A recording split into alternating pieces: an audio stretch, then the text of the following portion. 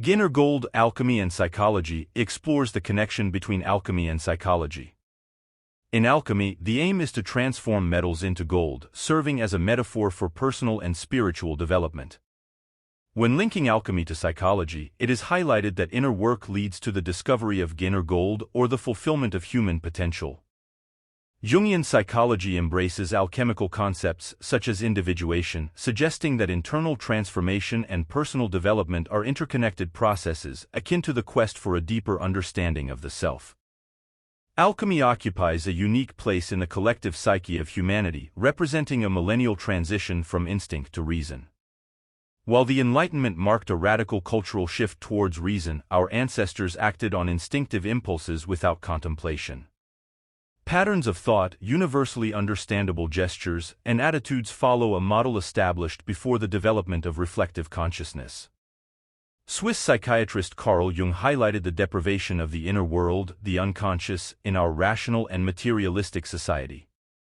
It is not suggested to revert to primitivism, but rather to acknowledge the one-sidedness of the modern rational mind that neglects the inner realm. Reconnecting with the unconscious is vital, allowing for the informing of conscious and rational life through dialogue with the unconscious, utilizing dreams, myths, symbols, and rituals. At the age of 50, Jung devoted 30 years of his life to the study of alchemy, rediscovering it from the ostracism as pseudoscience. Alchemists, far from being pseudoscientists, sought to understand reality through theories, experiments, and equipment. Alchemy thus forms a historical bridge to modern psychology of the unconscious. Scientists view it as a precursor to chemistry, while historians of religion explore its symbolic and mythical aspects. Jung, focusing on the psychological perspective, considered alchemy rich comparative material to develop his theories on the collective unconscious, the self, and individuation. His amplification approach, using alchemical parallels, allowed a deeper understanding of the human mind. The rediscovery of alchemical principles became crucial in his pioneering work in analytical psychology, connecting past and present. Introduced to alchemy by Richard Wilhelm, Jung saw in Tao a methodology to unite consciousness and the unconscious towards psychic wholeness. The alchemical concept of the self became central in his final work, Mysterium Conjunctionis. Despite initial reluctance, the focus on Western alchemy enriched his understanding of the unconscious. Exploring the idea of totality, Jung emphasized the journey to become whole, reclaiming the original unity before ego development. Integrating the archetypal inner child through play and imagination is vital for self-realization. Wholeness is achieved through constant inner work, revealing the light of consciousness. Jung stressed the importance of teaching people the art of seeing, recognizing that psychic development aims at the self. The process is not linear but a circumvolution, relating everything to the center to attain totality. According to Jung, the goal of psychic development is the self. The progression doesn't follow a straight line, there is, in fact, a twist of the self. This realization brought me stability, and gradually, my inner serenity returned. I recognized that, in discovering the mandala as an expression of the self, I had reached the pinnacle for myself. Perhaps others may comprehend more, but I do not. Being in the center implies being free from anxiety, suffering, and despair, which are facets of the circle's periphery, the ephemeral, money, pleasure, fame, power, etc. A medieval manuscript portrays a monarch residing at the edge of the wheel, engaged in an endless cycle of I am reigning, I reigned, I lost my kingdom, and I will reign.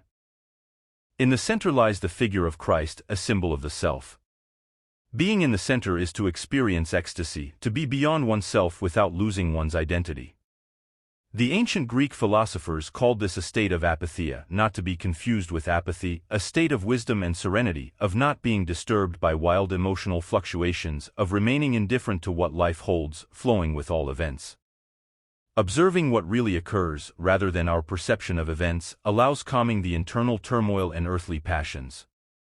The Stoics practiced what they called the dichotomy of control, focusing on what is under their control and not on what is beyond. Apatheia is not a permanent state, it would be superhuman, it is, rather, a transient state in individuals more attuned to their soul, the alignment of the ego with the self, the spiritual source. This is the portrait of the archetype of the sage, whether man or woman. Others are more afflicted by anxiety and suffering as they live on the margin of the wheel or ego, where life becomes a vicious cycle. People will do whatever it takes, no matter how absurd it may seem, to avoid facing their own soul. Solitude with oneself can lead to positive or negative loneliness. If you feel lonely when you are alone, you are in bad company. Spending time with oneself and the unconscious can be a rich source of spiritual nourishment and the key to self-realization. As a physician, my task is to assist the patient in facing life. I cannot pretend to judge their final decisions, as I know, from personal experience, that any coercion, suggestion, insinuation, or any method of persuasion proves to be only an obstacle to the highest and most decisive experience of all, which is being alone with oneself, or, as Jung calls it, the objectivity of the psyche. The patient must face loneliness to discover what sustains them when they can no longer sustain themselves. Only this experience can provide an indestructible foundation.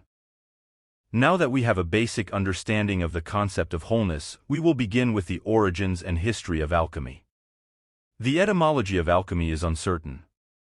It is said to derive from the Arabic alchemia, al as a prefix for the word originating from the ancient name of Egypt, Kemet, meaning black lands, the fertile soils along the Nile River, in contrast to the red lands of the desert. Thus, alchemy can be seen as the Egyptian art or the black art. Some believe the Arabic word has its origin in the Greek chimia, meaning to fuse together or to pour together. The term alchemy may well be an amalgam of these different sources. It is unclear where alchemy first emerged, whether in Egypt, China, India, or somewhere in the Middle East, or if it occurred simultaneously in various places. Many exchanged their beliefs, practices, and knowledge along the Silk Road, which was also an intellectual route. However, according to many scholars, alchemy traces back to Egypt. The pre-Socratic philosophers of ancient Greece focused mainly on rational thought and natural principles to understand the world, conducting little or no experimentation. They established the still valid basic concepts in modern physics: matter, space, time, and atom, and many sought to understand the world through the four elements: fire, water, air, and earth. The Egyptians, on the other hand, focused primarily on matter, and although they had religious ideas, they did not possess the philosophical foundation of the Greeks. A significant part of the Egyptians' energy was dedicated to the afterlife, and their main concern was to ensure proper rituals for eternal life. The distinction between matter and spirit did not exist for them. To achieve eternal life, a body that lived forever was necessary, and that was the purpose of mummification. The main chemical procedure involved bathing the corpse in sodium bicarbonate. The origin of the Latin word enatrium, sodium, dates back to the Egyptian word entr, meaning God. Mummifying meant bathing the body in the divine substance until it was completely saturated, becoming eternal and identical to the cosmos. The influences of Greek and Egyptian civilizations merged and gave rise to alchemy as we know it.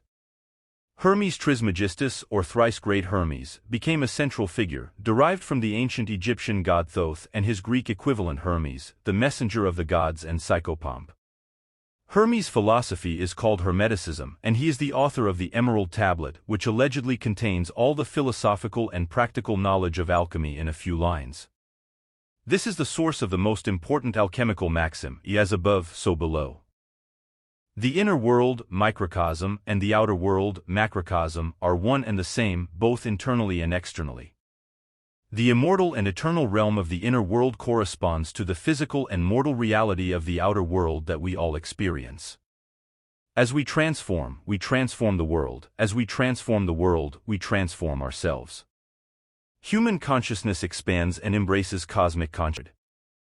The history of alchemy underwent its own process of death and rebirth. The alchemist Zosimos wrote about Maria Prophetessa, considered by some scholars one of the founders of alchemy. Both lived in the Middle East around 200 or 300 years after Christ. Alchemy sought to unravel the mystery of matter, transforming it to transform the spirit. Around 600 CE, alchemy began to decline as a spiritual discipline. Later, it was revived during the Muslim conquests, when Arabs discovered Greek and Egyptian alchemical texts and continued the tradition. Sufis were the most interested in alchemy, writing about imagination, mental power, and visionary states. Jabir ibn Hayyan is considered the most famous Arab alchemist, supposedly passing away around 800 CE. Alchemy began to decline again until another war occurred, the Crusades. Crusaders found Greek texts brought by the Arabs and took them back to Europe, thus initiating the Latin phase of alchemy. One of the most well-known alchemists of this period was Paracelsus, more concerned with the medical and practical aspects of alchemy, as well as interested in creating the homunculus, an artificial representation of a small human being. Around 1700 CE, with the advent of the scientific method, alchemy was considered fraudulent, absurd, and heretical. People turned their attention to the rationalism of the past, in the Enlightenment and modernity. However, Isaac Newton, one of the greatest scientists, continued to study alchemy until his death, producing about 1,000,000 words in alchemical works, most of which were burned after his death to preserve his reputation. Only in the 20th century did Jung resurrect alchemy as psychology. Alchemy is popularly known as the art of transmutation, especially transforming lead into gold, called chrysopoeia. Lead was often associated with the vilest, opaque, soft, and useless metal for tools and was toxic. Alchemy recognizes 7 primary metals, each influenced by a planet: gold, sun, silver, moon, copper, Venus, iron, Mars, tin, Jupiter, Mercury, and lead, Saturn. For Hindus, these metals correspond to the 7 chakras of the body. It is unknown whether alchemists succeeded in producing artificial gold, but this pursuit was considered serious and enduring. Jung, however, understood that the task was and always has been psychological. The final result is not material but spiritual. Alchemy is the art of expanding consciousness, of achieving self-realization. There is a truth in natural things that cannot be seen by external eyes but only perceived by the mind, and the philosophers have experienced this. They verified that its virtue is such that it performs miracles. Transform from dead stones into living philosophers' stones. The spiritual alchemist intentionally hides the truth to prevent wicked people or charlatans, motivated by greed and material possession, from accessing their wisdom. Many dilettante alchemists failed to understand the spiritual and psychological nature of alchemy as an inner transformation. Hiding the truth also protected alchemists from persecution by religious fanatics, as it was considered heretical and would result in the death penalty. Alchemists were not only interested in lead but also in transforming the lowest kind of matter possible, decomposed flesh, urine, poison, feces, etc., into the expression of the highest kind of matter, gold. This is known as prima materia or basic matter, the only substance that constitutes everything in the universe and is the source of life.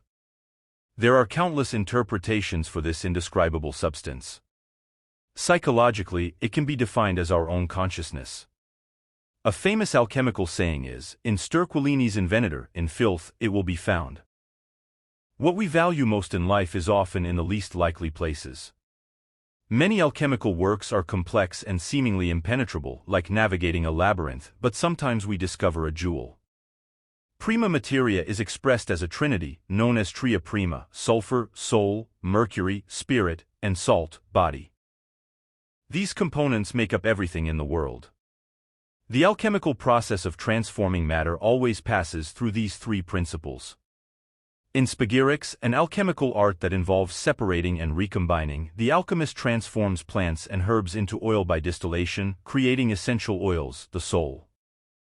Fermentation produces the liquor, the spirit, and the destruction of the plant by fire results in ashes, washed, filtered, and evaporated to produce salt crystals, the body. This illustrates how alchemists contemplated the connection between the inner and outer worlds. The alchemists viewed the body as all the objects and materials that constitute reality. However, these are mere concepts or ideas. The solidity of physical reality is not as evident as we imagine. The world can take on a completely different appearance depending on our perception. This reflects the spirit, which is the mind. The soul is the cause of everything that exists, while the spirit is the bridge connecting body and soul, symbolized by Mercury, the Roman version of Hermes, also related to Thoth, all representing the same archetype. In summary, alchemy is the understanding of the relationship between the unconscious, the spirit, and consciousness, the body, representing for Jung the total personality of an individual, the self, the soul. To comprehend the nature of reality, it is essential to understand the prima materia. By breaking it down into its constituent parts, the alchemist would then gather these parts to create a new substance, altering the different elements, fire, water, air, and earth, and qualities, hot, cold, dry, and moist. This is a fundamental principle in alchemy known as solve et coagula, a process of decomposition to separate and reunite, aligned with the meaning of spagyrics. The goal of transforming the prima materia is to create the lapis philosophorum, the philosopher's stone, the central symbol of alchemy. This substance acts as an intermediary catalyst, blending to transform basic matter into gold. Obtaining the stone is part of the opus magnum, the great work of the alchemists, who believe that the work proceeds from one and returns to another. This is expressed in the axiom of Maria, a recurring theme in alchemy and a symbol of totality quoted by Jung. One becomes two, two becomes three, and from the third arises the one as the fourth. This is the essence of the philosopher's stone, whose symbol is the square circle. In the image, we can see all the principles of alchemy in action. The outer circle represents the soul, with limitless and infinite possibilities. Within the circle, there is a triangle, the tria prima. Then we have a square, symbolizing the four elements.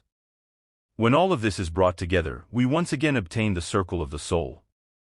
This can be repeated in an infinite regression, constituting the philosopher's stone. The stone is described as capable of producing the universal panacea, curing the diseases and sufferings of humanity, the alchest or universal solvent, able to dissolve any substance without destroying its fundamental component, the Holy Grail, granting eternal youth, and the elixir of life, granting immortality, of greater interest to Chinese alchemists. Ironically, many Chinese emperors seeking to prolong their lives died from drinking elixirs. These ideas should be approached as internal work. There are no shortcuts to self-realization. It was our desire for truth and enlightenment of our nature that motivated us to seek, through all possible means, that which we unconsciously felt we had lost and that it is our task to regain. For Jung, the philosopher's stone is within ourselves, as expressed in the ancient saying, "Know thyself." The alchemical stone, lapis lazuli, symbolizes something that can never be lost or dissolved, something eternal that some alchemists compared to the mystical experience of God within the soul itself. Usually, prolonged suffering is required to burn away all superfluous psychic elements that conceal the stone. However, a profound inner experience of being occurs in most people at least once in their life. From a psychological perspective, a genuinely religious attitude involves the effort to discover this unique experience and gradually stay in tune with it. It is relevant that the stone is something permanent, making the self an inner partner to whom one's attention is continually directed. The psychological meaning of alchemy arises from psychological projection. Projection is not something done, it happens, it is simply there. In the darkness of everything external to what we find, there is an inner or psychic life that is ours. Jung believes that, being a matter of projection, the alchemist was naturally unconscious of the fact that the experience had nothing to do with the matter itself. He experienced his projection as a property of matter, however, he was really experiencing his unconscious. This was a time when the alchemist's mind still grappled with the problems of matter, when the exploring consciousness was confronted with the dark void of the unknown, where figures and laws were vaguely perceived and attributed to matter, although they truly belonged to the psyche. Everything unknown and void is filled with psychological projection. It is as if the psychic formation of the investigator is reflected in the darkness. What he sees in matter, or thinks he can see, is mainly data from his own unconscious that he projects onto it. In other words, he finds in matter, seemingly belonging to it, certain qualities and potential meanings of whose psychic nature he is entirely unconscious. This procedure was not, obviously, intentional. It was an involuntary occurrence. There is a psychic existence that precedes consciousness. From time to time, we receive messages from this realm through dreams, fantasies, intuitions, visions, and it is from these sources that we conclude the existence of a psychic life in ourselves that is entirely different from our conscious mind.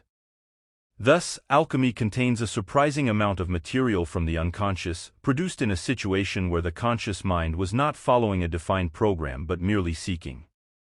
This is a crucial point. Conclusions are spontaneous, unlike other symbolic materials that have always been revised. Alchemy features a collection of archetypal symbols with minimal personification.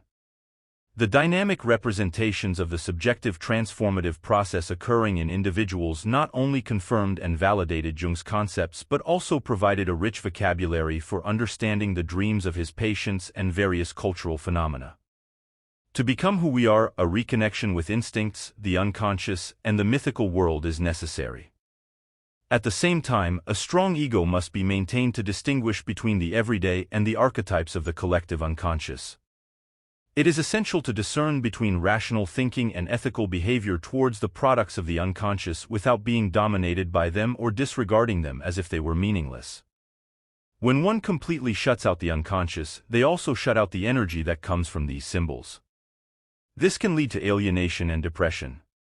Meditation, prayer, dreams, etc. are all healing processes that allow us to reintegrate our fragmented selves, align ourselves, and be in harmony with ourselves. This cannot be achieved through logical reasoning. It is a mode of participatory and existential being. The union of opposites at a higher level of consciousness is not a rational thing, nor is it a matter of will. It is a process of psychic development expressed in symbols. The way to draw the unconscious into consciousness is to interact with symbols, which are the language of the unconscious. You are constantly surrounded by symbols in your everyday life, even though you may often be unaware of them. The quest for symbols is likened to fishing in the ocean of your unconscious, warning about the dangers of carrying too many symbols, ego inflation, or none at all, feeling of emptiness. Jung developed a technique called active imagination to deal with symbols, and gold is presented as the highest achievement of consciousness, requiring the disintegration of the ego. The text explores alchemical symbols, such as the Ouroboros, associated with eternity, and highlights the enigmatic approach of alchemists in conveying knowledge. Alchemy is compared to a psychological process with 7 main operations, such as calcinatio, solutio, and coagulatio, each representing a step in your individuation journey. Fire is emphasized as a central symbol in alchemy, representing the destruction of the ego and repressed emotions. Other operations such as sublimatio, mortificatio, separatio, and conjunctio are discussed as steps towards your psychic wholeness. In this video, there is an emphasis on the importance of humility, grounding in reality, and responsibility in the practice of alchemy.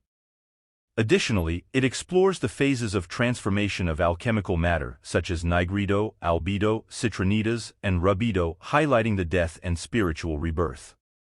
Alchemy is presented as your quest for self-awareness and healing of the mind and soul.